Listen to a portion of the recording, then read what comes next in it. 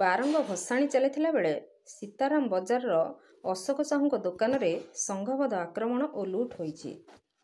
ମୁଣ୍ଡାସାହି ମେଢ଼ ଭସାଣିରେ ଆସୁଥିବା ବେଳେ ଘଟିଥିଲା ଘଟଣା।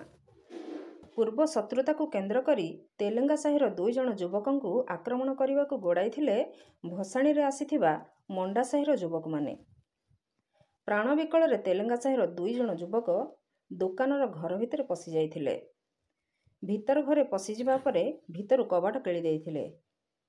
ଆକ୍ରମଣକାରୀ ଗୋଡ଼େଇ ଆସି ଆଖପାଖ ଦୋକାନରେ ପଶି ଆସିଥିଲେ। ତାଙ୍କୁ ଦୋକାନ ଖୋଲିଦିଅ ବୋଲି ଦୋକାନୀଙ୍କୁ କହିଥିଲେ। ଭିତରୁ ସେମାନେ କବାଟ ବନ୍ଦ କରିଥିବାରୁ ଆମେ କିପରି ଦୋକାନ ଖୋଲିବୁ, ଦୋକାନୀ ମାଲିକ କହିଥିଲେ। ଦୁର୍ବୃତ୍ତମାନେ କିଛି ନ ଶୁଣି ତାଙ୍କ ପରିବାର ଲୋକଙ୍କୁ ଇଟା ଓ ରଡ଼ରେ ଆକ୍ରମଣ କରିଥିଲେ ବୋଲି ଦୋକାନୀ ଅଶୋକ ସାହୁ କହିଛନ୍ତି। ଆକ୍ରମଣରେ ସ୍ମୃତିରଞ୍ଜନ ସାହୁ, ଜଗନ୍ନାଥ ସାହୁ ଓ ବ୍ରହ୍ମାନନ୍ଦ ଖୁଣ୍ଟିଆ ଆହତ ହୋଇ ଗୁରୁତର ହୋଇଛନ୍ତି।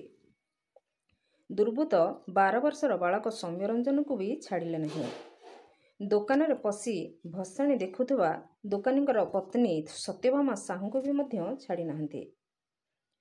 ଦୁର୍ବୃତ୍ତମାନେ ଦୋକାନରୁ 30,000 ଟଙ୍କା ଲୁଟି ନେବା ସହ ଏକ ସୁନା ଚେନ୍ ଛିଡ଼ାଇ ନେଇଥିବାର ବାରଙ୍ଗ ଥାନାରେ ଅଭିଯୋଗ ହୋଇଛି। ପୁଲିସ ଘଟଣାର ଛାନଭିନ୍ କରୁଥିବା ବେଳେ ଆସାମୀମାନେ ଫେରାର ଅଛନ୍ତି। ବାରଙ୍ଗରୁ ରୁଦ୍ର ନାରାୟଣ ଷଡ଼ଙ୍ଗୀଙ୍କ ରିପୋର୍ଟ, ନାଗରାଜ ନ୍ୟୁଜ୍।